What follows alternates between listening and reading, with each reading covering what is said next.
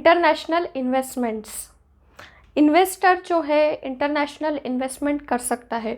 यहाँ पे एक एडेड एडवांटेज ये होता है इंटरनेशनल इन्वेस्टमेंट करने पे कि आपका पोर्टफोलियो डाइवर्सिफाइड होता है एंड आप ग्लोबली एक्सपोजर लेते हो। जो प्रोडक्ट्स अवेलेबल भी नहीं है इंडिया में, आप उसमें इन्वेस्ट कर सकते हो। सो एक एडेड एडवांटेज यहाँ पे इन्वेस्टर को मिलता है।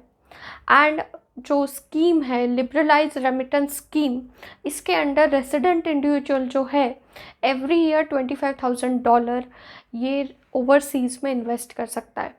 तो एक यहाँ पे एक एक्स्ट्रा एडवांटेज है। अगर आपको इन्वेस्ट करना है तो LRS स्कीम के अंडर आप $25,000 तक एवरी ईयर इन्वेस्ट कर सकते हैं। आप यहाँ पे डायरेक्टली इन्वेस्ट कर सकते हैं इक्विटी में या फिर फंड्स के थ्रू इन्वेस्ट कर सकते हैं। तो ये दोनों ऑप्शन आपके लिए यहाँ पे अवेलेबल रहते हैं। यहाँ पे सिर्फ एक रिस्क ये आ जाती है कि अगर आपकी लोअर अंडरस्टैंडिंग है इकोनॉमिक एंड पॉलिटिकल कंडीशन समझने में, क्योंकि इसका डायरेक्टली इम्पैक्ट होता है आपके इन्वेस्टमेंट के ऊपर।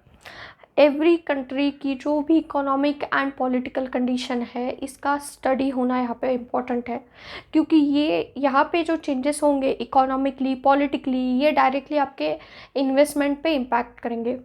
प्लस अगर आप किसी फंड में इन्वेस्ट करते हो, जो फंड मैनेज करता है फंड मैनेजर, उसका रिलेवेंट एक्सपीरियंस होना चाहिए इंटरनेशनल फंड हैंडल करने में।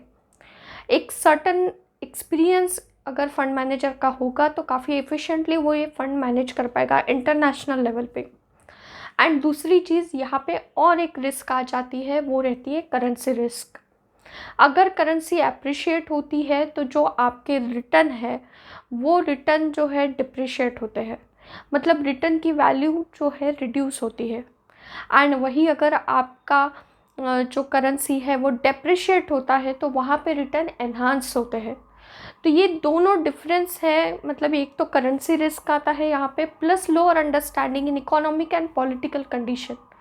तो ये दो चीज़ें ध्यान में रखनी है। लेकिन अगर आप इंटरनेशनल इन्वेस्टमेंट करते हैं तो वहाँ पे आपको ग्लोबल एक्सपोजर मिलता है, आपका पोर्टफोलियो भी डाइवर्सिफाइड होता है। सो यहाँ पे इंटरनेशनल इन्वेस्टमेंट ख़त्म होता है। एंड नेक्स्ट देखेंगे आर्ट्स एंड कलेक्टिबल्स।